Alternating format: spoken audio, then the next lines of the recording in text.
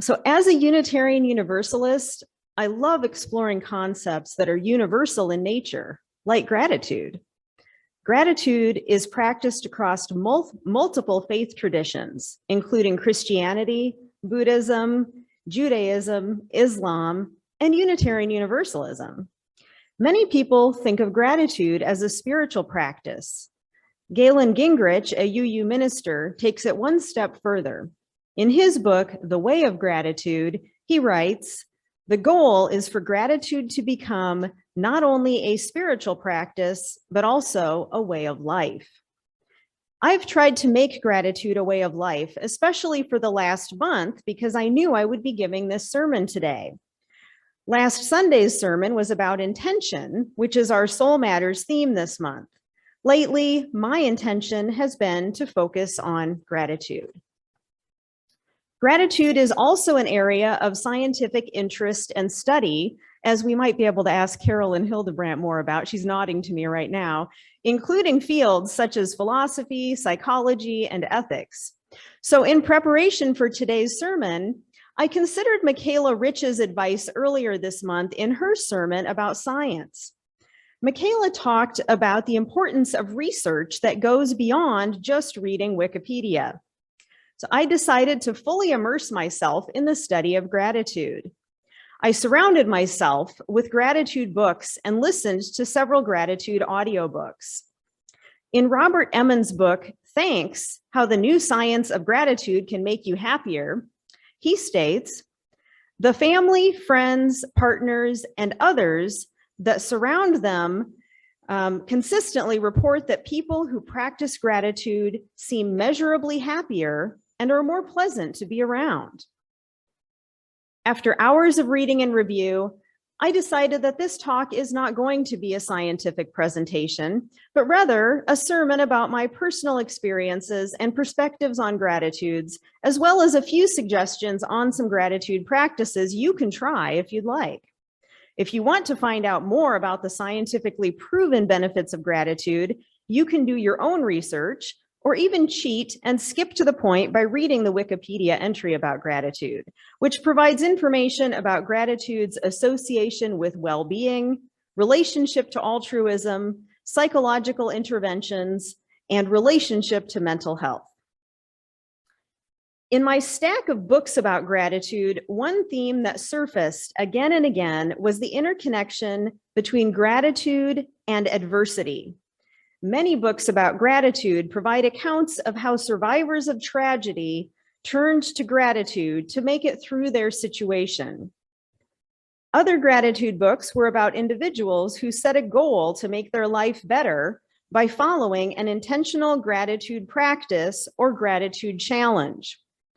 In The Way of Gratitude, Galen Gingrich states, "The practice of gratitude enables us not only to embrace the good experiences in our lives, but also to endure the difficult experiences and seek to transform them.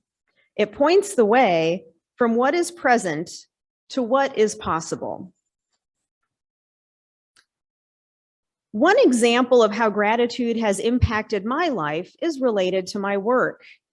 I have worked for 13 years as the training manager of a national resource center where I host webinars and develop training materials that are used by volunteers around the country. Several years ago, I was really struggling with my job. Carolyn's introduction this morning really clicked with me about that. I felt like even though I liked the type of work I did, it wasn't the right fit because I wasn't passionate about the main focus of my work, which is Medicare fraud prevention. I explored options for different jobs, but I couldn't find anything that felt like a better fit and that would have the same benefits, financial and otherwise, of the current job. So I started a new daily practice that focused on gratitude for my job. I start every workday with a few affirmations, such as, "I am the best person in the world for this job." "I am living right livelihood," which is a Buddhist concept. "I am working at a job that helps me have excellent work-life balance." "I am right where I need to be." Then every day, I also think of something I am grateful for at my job. Although my thoughts vary from day to day, my top 5 tend to be working from home, the benefits like paid time off and working 35 hours a week, which I love, my amazing coworkers, doing work I'm good at and like doing, and being able to use my powers of OCD for good instead of evil. And getting to be a big fish in a small pond where everyone knows my name and I'm respected for what I do. This daily gratitude practice has turned things around for me from feeling like I was dragging myself into a job that wasn't the right fit to feeling like this is probably where I want to stay until I retire. Another example of how gratitude has helped me is from a more recent experience related to my physical health. As most, or maybe all of you know, last August, I shattered my right elbow in a bicycle accident. I was totally out of commission for a while, and it was a long, slow recovery process. During my recovery, I went through about 6 weeks of not being able to drive, some ongoing painful physical therapy to try to get my arm as straight as possible, and ridiculous amounts of gratitude almost every single day. This is from my Facebook post on August 29, a week after my accident. I'm grateful for funny cards, messages, and conversations that make me laugh, friends who take me mall walking or to get together outside, job security with paid time off and healthcare benefits, a doctor dad who takes me to medical appointments, a partner who helps me shower, open jars, and buys me Indian food, a touchscreen on my desktop PC that I never used until today, CVUU Sunday services on Zoom, and a supportive community that makes me feel loved. My feelings of gratitude have continued throughout my recovery process. As Carolyn stated earlier, I've found there's nothing quite like having something taken away from you and then getting it back again to really appreciate it. Now, every morning when I comb my hair and wash my face, I'm so grateful that I can do these things again. Every time I open a jar or pull open a heavy door or carry a heavy bag, I feel a surge of pride and gratitude, so much excitement over something that I once took for granted. Every night when I brush my teeth and floss, I marvel at how my arm bends so easily when I couldn't do that at all a month or two ago. It wasn't until just a few weeks ago that I finally considered myself fully functional, which is to say that I can do everything I need to be able to do, but I'm still stiff and still can't fully straighten my arm. I've been told to allow up to a year before I know exactly how fully I will be recovered. I'm not sure yet how it will feel to ride my bike this spring, but my bike is tuned up in my garage and ready to ride just as soon as it gets warm out. And I'm really grateful to have a bike trip in May to look forward to.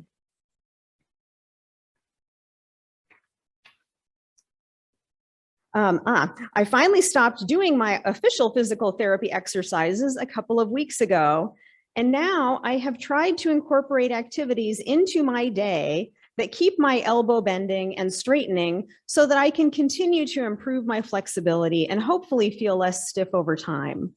I do happy yoga with Sarah Starr almost every morning and stretching every evening. When I dance around my apartment, I intentionally bend and straighten my elbow as part of my dance moves. I have discovered a love of playing darts, which is not only great for bending and straightening my elbow, it's also lots of fun. And the best part, especially for my driven personality, is that I don't even care how often I hit the mark, because my main goal is bending and straightening my elbow as much as possible. Putting together puzzles has also been fun physical therapy over the last few weeks. Last week, I sent a thank you email to about 40 people who supported me in some way during my recovery, including cards, gifts, rides, and moral support. To copy Karen Impala's line about gratitude, if I didn't include you on that email, consider yourself thanked now. I'd also like to talk briefly about gratitude during the pandemic. In year one of the pandemic, many of us here at the CVUU were focused on silver linings of the pandemic. We all got a lot better at using Zoom and technology in general. I heard from people with partners or families who had lots of quality time together and seemed to enjoy most of it. And many people who lived alone who used it as an opportunity to explore their relationship with themselves. We started sending more cards and making more phone calls since we couldn't be together in person. In year 2 of the pandemic, I think gratitude is a little harder to find. Last spring and summer, many of us thought that the vaccine would be the silver bullet and things would be fully back to normal by now. Then the anti-vaxxers and Omicron made that wishful thinking. Still, we can find things to be grateful for even now. We still have Zoom. Some of us feel comfortable getting together in small groups with vaccinated people, and the mall is open for mall walking this winter. We still have the CVUU and our wonderful team of Pastor Emma Peterson, Jessica Lieb, Kat Bean Hansen, and now Kate T.D. Flynn. We have the many people who care enough about the CVUU to volunteer their time to keep our Sunday services happening every week, to keep our building running even when we're not in it, to keep our bills paid, and to keep having programming and activities that allow us to connect in a meaningful way. We have each other as a beloved community, and I am incredibly grateful for that.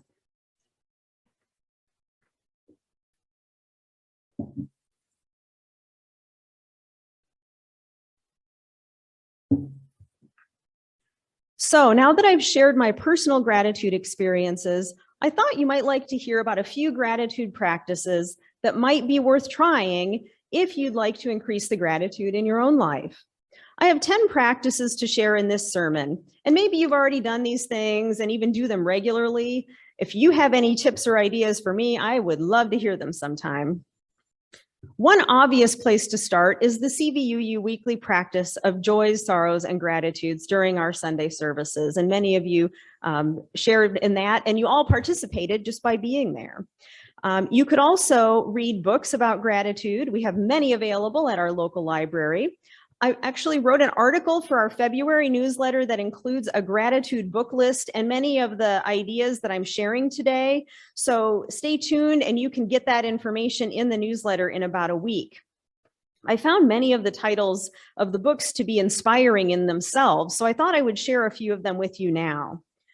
365 Thank Yous, The Year a Simple Act of Daily Gratitude Changed My Life by John Kralik.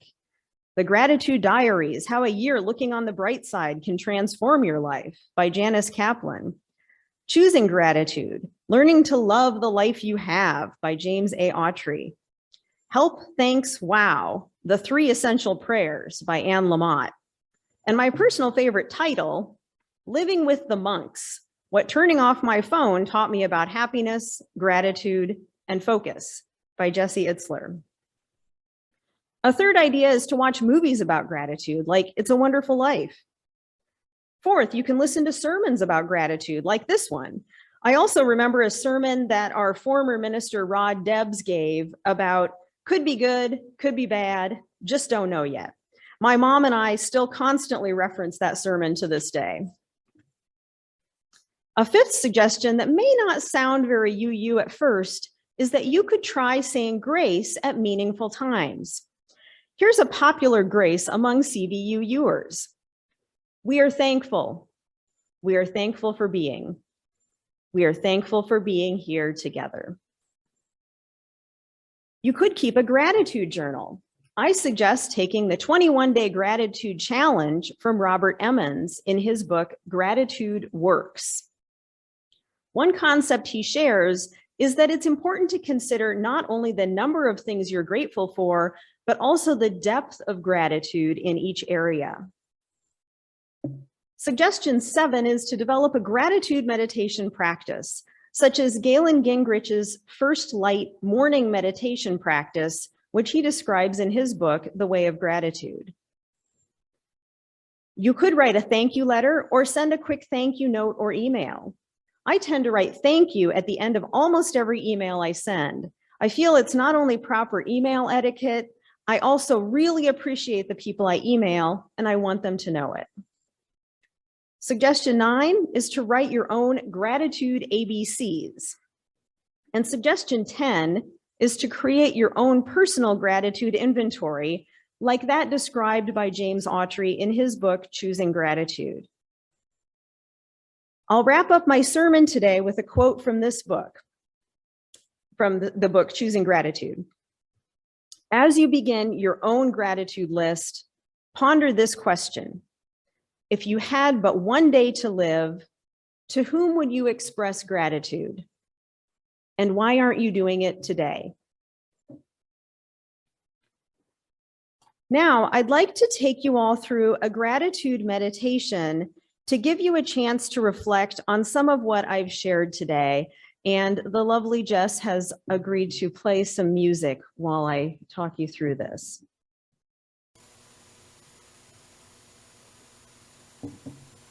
So start by taking a moment to settle into your seat and make sure you're sitting comfortably.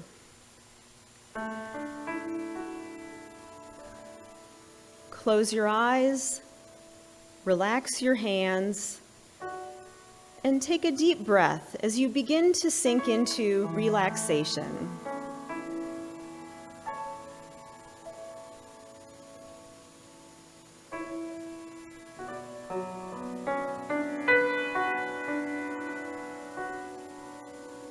Take a few moments to think about what you are grateful for in your life.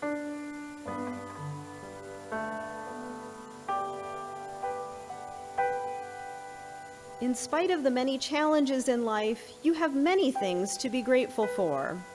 What or who are you grateful for today? Take several deep breaths as you think about all you have to be grateful for.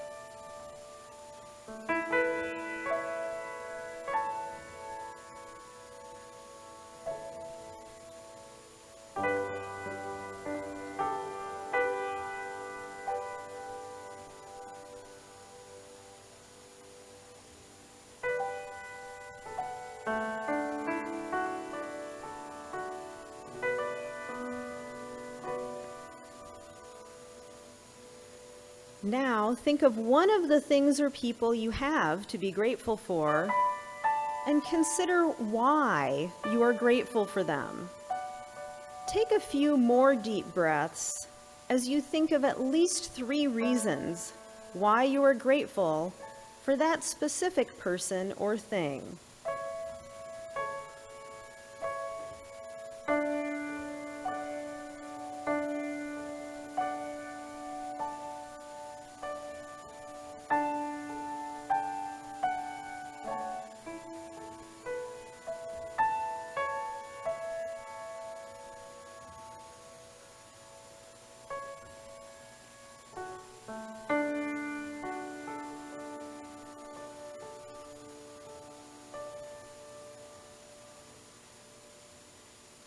Now take another deep breath and begin to gently return from your meditation.